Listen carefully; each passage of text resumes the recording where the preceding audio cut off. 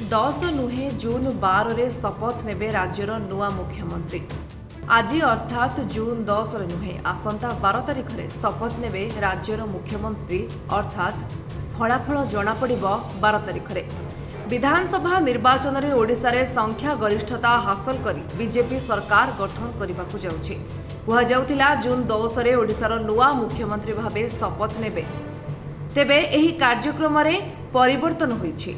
एबे 12 रे नुआ मुख्यमंत्री शपथ नेबे बोली बीजेपी राज्य कार्यालय पक्षरु एनी सूचना प्रदान करा जायछि। राज्य कार्यालय रे शपथ ग्रहण प्रस्तुति बैठक परे तारीख घोषणा करा जायछि। पूर्वरु मुख्यमंत्री एवं अन्य विधायकଙ୍କ शपथ ग्रहण पाई जून 10 तारीख धार्य होइथिबा बेले एबे एथिरे परिवर्तन होइछि।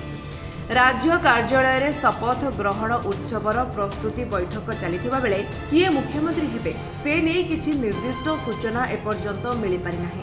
मुख्यमंत्री नाम नहीं नाना कल्पना जल्पना जारी रही। अन्य पक्षरे एही रेस रे सुरेश पुजारी, मनमोहन सामल, मोहन माझी, केवी सिंहदेव आगरे रहिछंती। तेबे सोमवार सकाळे भाजपा विधायक दलर बैठक अनुष्ठित होईछि। एहा परे ओडिशार मुख्यमंत्री किए हेबो ताहा जଣା पड़िबो। संभाव्य मुख्यमंत्री भावे वरिष्ठ बीजेपी नेता प्रताप षडंगीक समेत अपराजिता षडंगीक नामकु नै मध्य चर्चा चलिछि। राज्यर नुआ मुख्यमंत्री किए हेबे से नै लागि रहितबा सस्पेंस उपरु परदा उठी पारि नाही। मुख्यमंत्री शपथ ग्रहण कार्यक्रम तदारख पाई भुवनेश्वर रे 2 वरिष्ठ नेता आसिछंती। बीजेपी राज्य कार्यालय रे मध्य प्रदेश ग्राम्य उन्नयन मंत्री विश्वास कैलेश सारंग एवं मध्य प्रदेश बीजेपी पूर्वतन संगठन मंत्री आशुतोष तिवारी पहुंचुछंती। शपथ ग्रहण कार्यक्रम तदारख करिवे एही 2 वरिष्ठ नेता।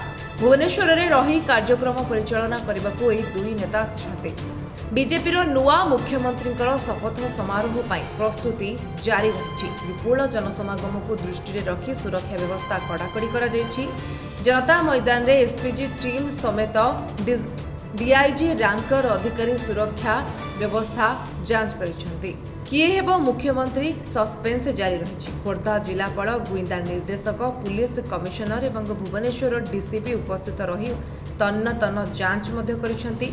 तेबे कड़ा सुरक्षा बलय मध्य भुवनेश्वर थिबा पुलिस डीजी कहते विमान बंदर, पार्टी ऑफिस, वीवीआईपी रहणी स्थली एवं उत्सव स्थल पर्यंत सुरक्षा व्यवस्था कड़ाकड़ी करा जायछि।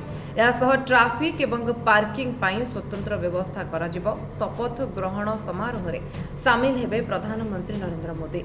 एथिसह बीजेपी शासित राज्यर मुख्यमंत्री और बहु विशिष्ट व्यक्ति मध्य सामिल हेबे। Bureau report, Vishwavani live.